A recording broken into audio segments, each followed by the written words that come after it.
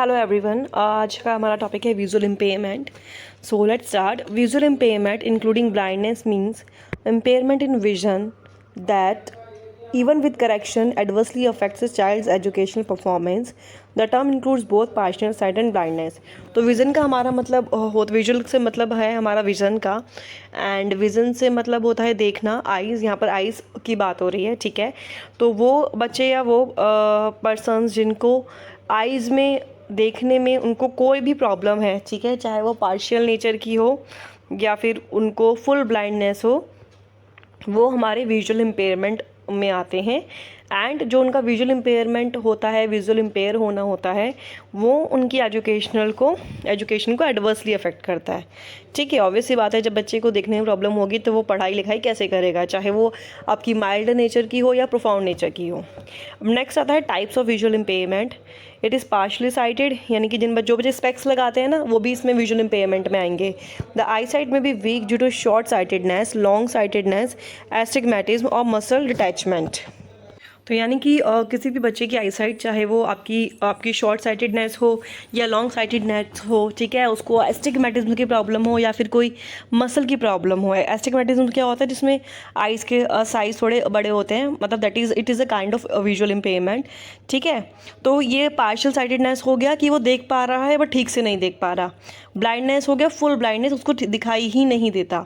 Such children must be prepared in pre academic skills like braille reading and use of cane for mobility before ठीक है। तो जैसे कि इसमें क्या होता है कि इन बच्चों को जिनका आपका ब्लाइंडनेस फुल होता है, ऐसे बच्चे जो होते हैं उनको स्पेशल स्किल्स, जो फुल ब्लाइंडनेस जिनको होती है, उनको बेसिकली स्पेशल स्किल्स सिखाए जाते हैं। जैसे कि उनको ब्रेल, उनकी जो ब्रेल क्या होता है, ब्रेल आपकी विजुअल इम्पेयर्ड बच्चों के लिए, जो स्पेशली जो ब्लाइंड बच्चे हैं उनकी लैंग्वेज है, ठीक है, उनको वो सिखाया जाता है एजुकेशन की स्टार्टिंग में, ठीक है। अब सिम्टम्स क्या होते हैं? फर्स्ट, इरेगुलर आई मूवमेंट, यानी कि उन बच्चों की जो आईज़ हैं, आई बॉल्स हैं, वो एक जगह नहीं रहते, वो इरेगुलर उनकी मूवमेंट रहती है, यानी कि एक आई बॉल कहीं जाएगा, एक कहीं जाएगा, इस टाइप से।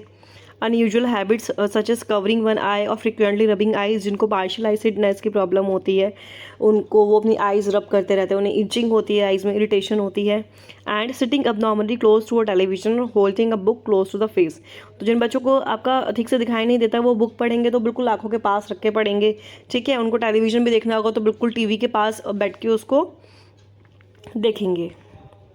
अब इनकी एजुकेशन में क्या पॉइंट ऑफ व्यू है, एजुकेशन उनकी कैसी होती है? Education for visually handicapped children. First, curriculum for blind children should be different from the normal curriculum.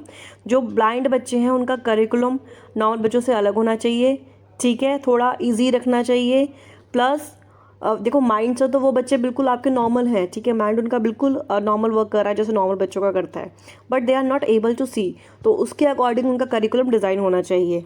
Daily task and useful skill training should be arranged for them to make them self dependent.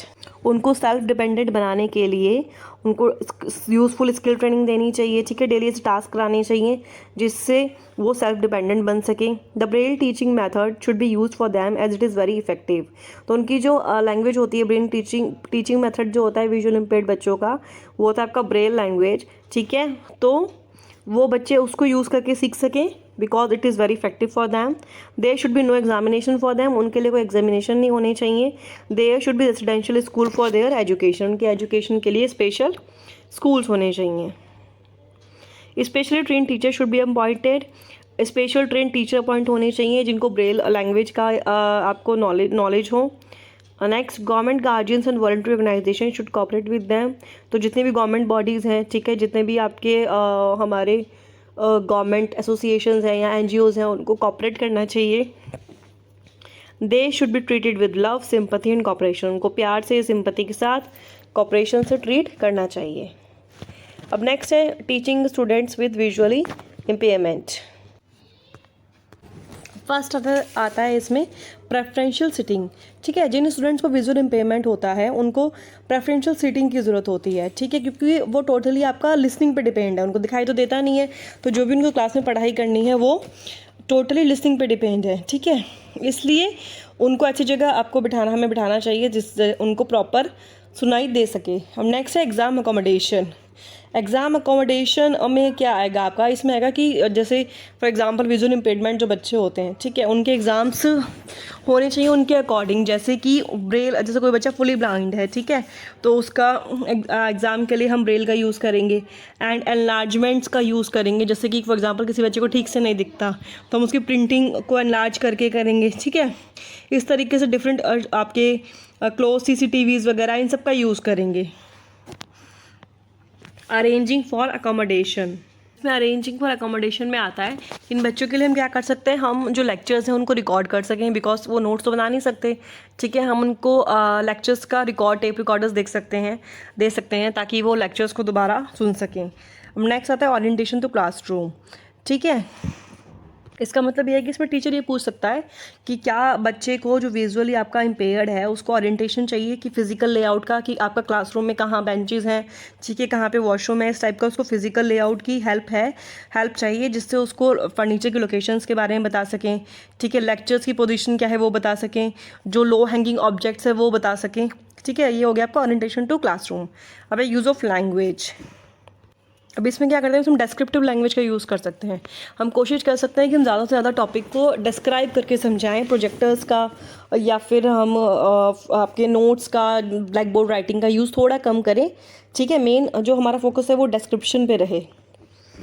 अब lab assistants, अब इन बच्चों को क्या होता है, इनको lab assistant की ज़रूरत होती है लैब क्लासेस के लिए, ठीक है। तो बेसिकली टीचर की रिस्पॉन्सिबिलिटी रहती है कि उनको एक स्टूडेंट दें जो उनकी लैब में हेल्प कर सके।